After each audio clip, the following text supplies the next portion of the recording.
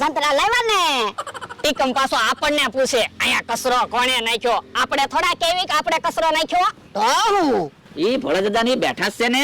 આ બેટા હવે અમારે રમત રમવા નથી આવવું. એ રમત તો એમ બંધ કરી દીધી, હવે તો ચીકમના વખાણ કરવી.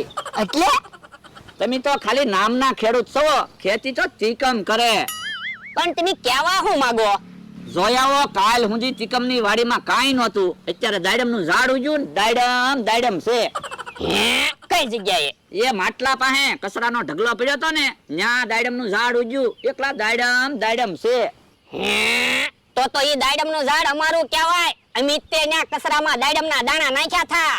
હવે ખોટું હું બોલો? દાડમના દાણા કોઈ થોડું નાખી દે? ઈ આને ઓય બાપા દાડમના દાણા નાખી દા અને સાલનું જ્યુસ બનાવ્યું.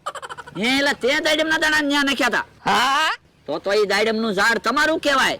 અરે દાદા હાલો ને દાડમ લઈ